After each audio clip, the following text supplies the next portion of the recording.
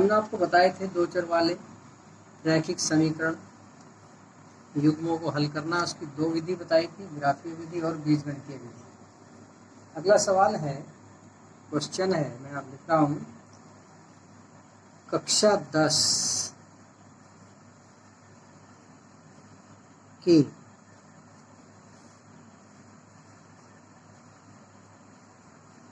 10 विद्यार्थी हैं। 10 विद्यार्थियों ने एक गणित की पहेली प्रतियोगिता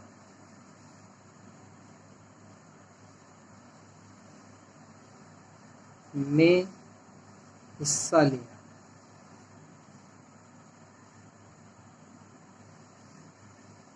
यदि लड़कियों की संख्या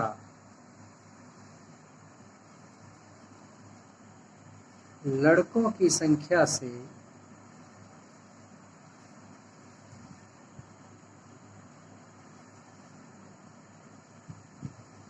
चार अधिक हो तो प्रतियोगिता में भाग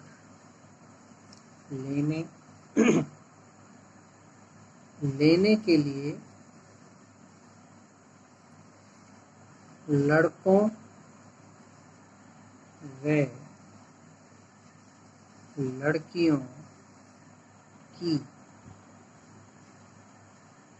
अलग अलग संख्या ज्ञात करना।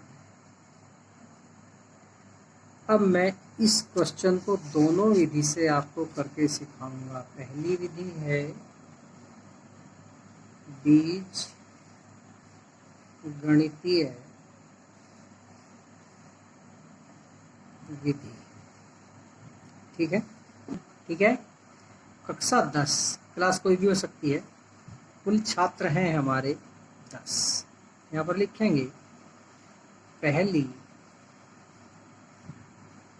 शर्त के अनुसार। क्या है पहली शर्त? कुल छात्र हैं हमारे 10। माना लड़कियों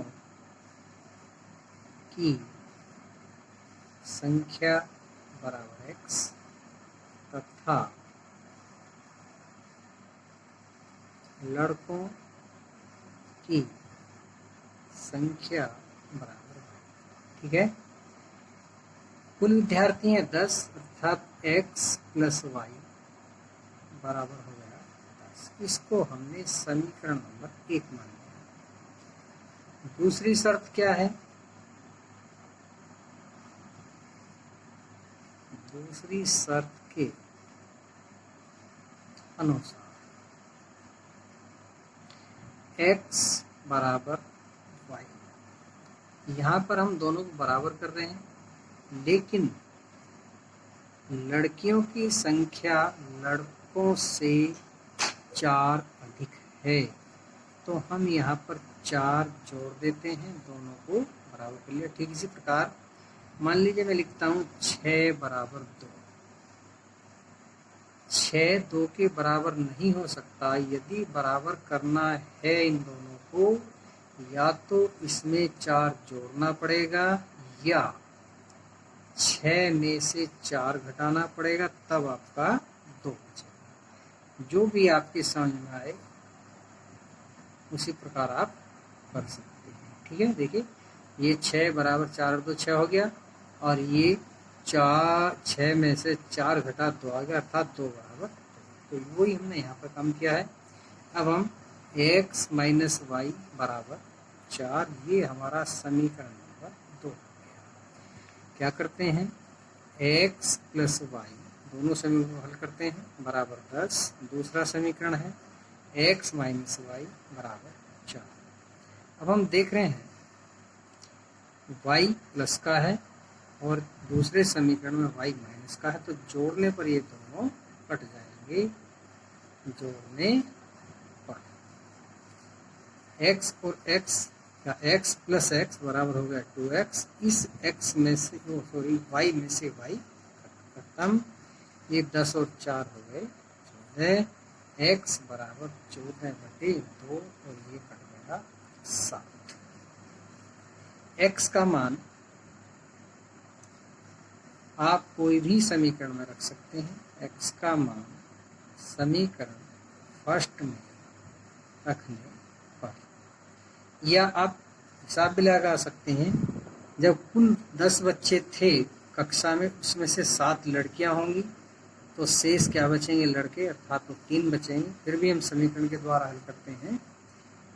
x प्लस वाई बराबर 10। x का मान आया 7 प्लस वाई बराबर 10, अर्थात y बराबर 10 माइनस 7 बराबर 3। यहाँ पर लिखेंगे उत्तर में लड़कों की संख्या हमने y मानी थी, y बराबर है 3, और लड़कियों की संख्या हमने x मानी थी, वो है 7। टोटल देखिए आप, 7 और 3 10। और हिसाब लगा सकते हैं, लड़कियां 7 हैं, लड़के 3 हैं, तो यहाँ भी लड़कियां ज़्यादा बैठ रही हैं 4, इसलिए हमारे सवाल भी हम कर लेते हैं। अब मैं इस क्वेश्चन को आपको ग्राफ विधि द्वारा हल करके बताऊं, ठीक है? अब हम इस क्वेश्चन को ग्राफीय विधि द्वारा हल करके आपको बताएंगे। तो पहला समीकरण है हमारा x प्लस वाई बराबर 10, ठीक है? यहाँ से हम लिख सकते हैं x बराबर 10 माइनस, एक सारणी बनाएंगे। हमने आपको कल भी बताया था,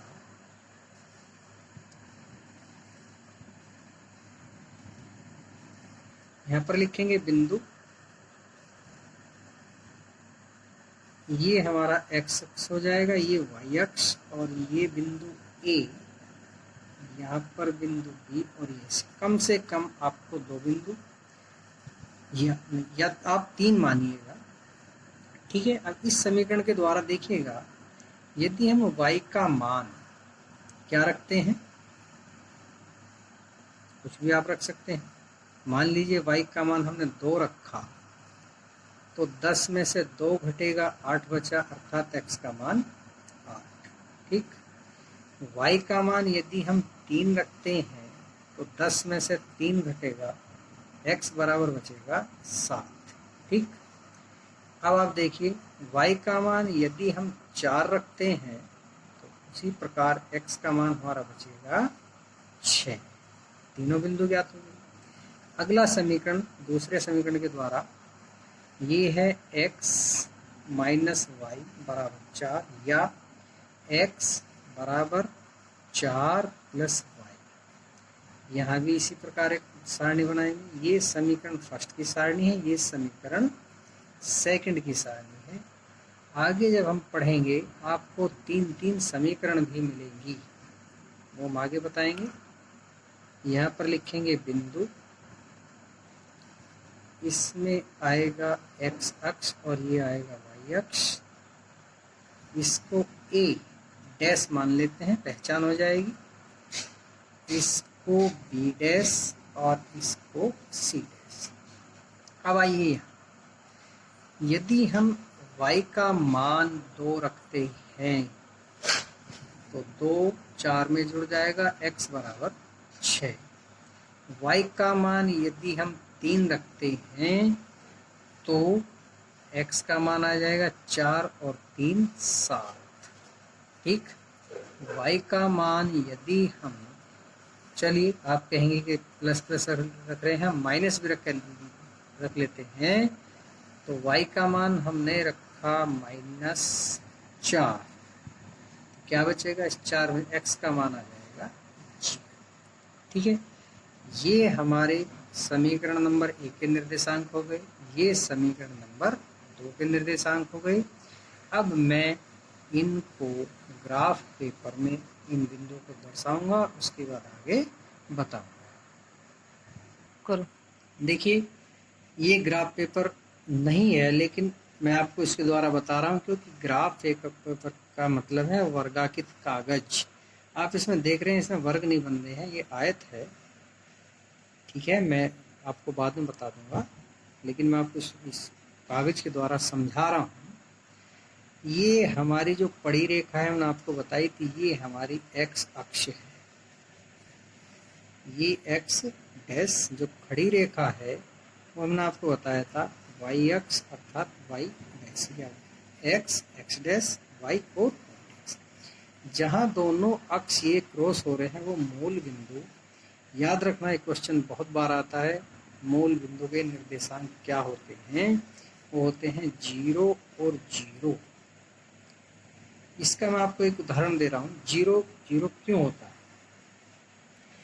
ये आप चौराहा मान लीजिए, यहाँ से हम चलना प्रारंभ करेंगे तो शून्य, जिस प्रकार यदि आप किसी पेट्रोल पंप पर जाते हैं, तेल लेने से पहले पेट्रोल पंप वाला क्या कहता है कि आप शून्य देख लीजिए, या आप किसी कस्बा, मान लीजिए हमारा मवाना ही कस्बा है, उसका सेंटर यानी कि मध्य बिंदु हम मानते हैं सुभाष चौक।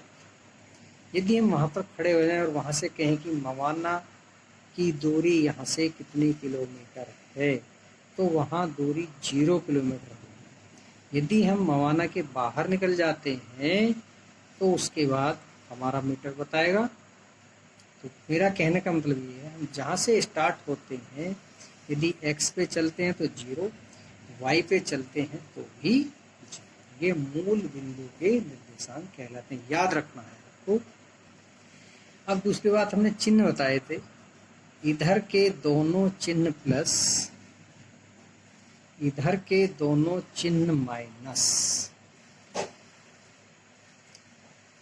ऊपर के दोनों चिन्ह प्लस, नीचे के दोनों चिन्ह माइनस, ठीक है।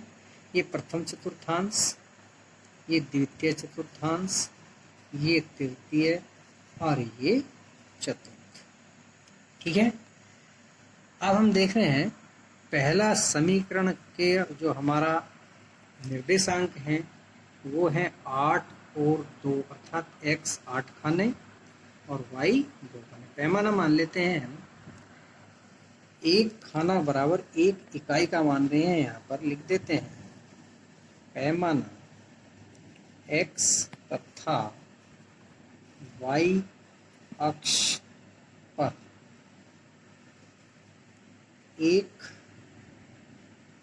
खाना बराबर 1 इकाई।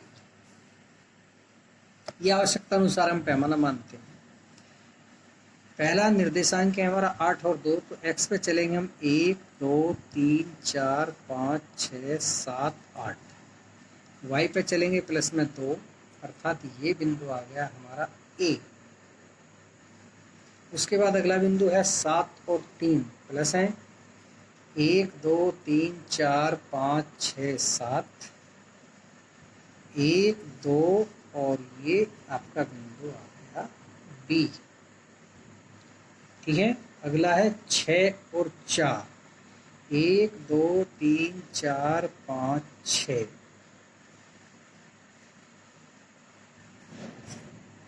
1 2 3 और ये 4, C बिंदु हो गया हमारा ये।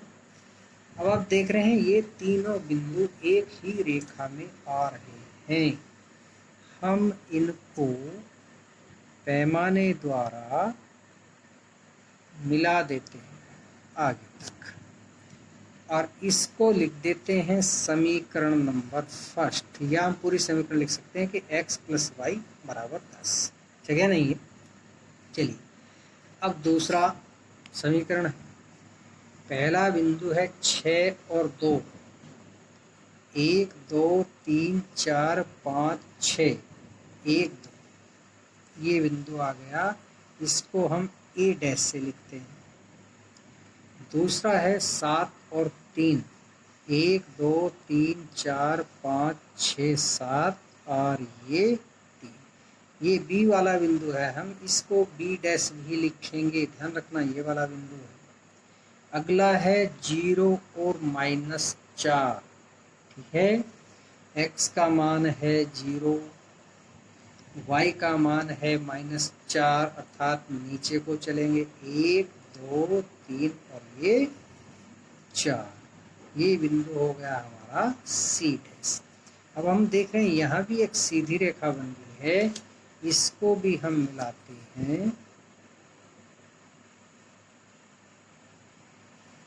इस प्रकार हमने ये मिला, ये समीकरण हुआ हमारा x - y = 4, ठीक है। अब इसमें विशेष बात ये है, ये हमें देखना है दोनों समीकरण इस बिंदु पर एक दूसरे को प्रतिच्छेद कर रही है, मिल रही हैं। तो यहाँ पर B बिंदु के या B डैश के निर्देशांक हैं हमारे x बराबर y। देखिए x कितना है, 1 2 3 4 5 6 7, ये x का मान हमारा 7 आ गया। और y का मान कितना है, 1 2 3, ठीक। अर्थात ग्राफ विधि द्वारा लड़कियों की संख्या भी 7, लड़कियां, और 3 आए हमारे लड़के। बात समझ में आई होगी, मैं समझता हूँ आप सभी की ये समझ में आया होगा ग्राफ, और नहीं समझ में आया फिर आप मेरे से पूछना, मैं आपको फिर दोबारा बताऊंगा। कल मैं ग्राफ पेपर लाऊंगा पूरे ओरिजिनल, और उसमें आपको अगले सवाल बताऊंगा। आप सवाल जितनी बार करके देखेंगे, ज़्यादा से ज़्यादा आप सवाल करेंगे तो ये बहुत आसान है। बीज गणित विधि से भी ग्राफ विधि आसान आपको लगेगी, और ये आगे तक आपके काम आएगी।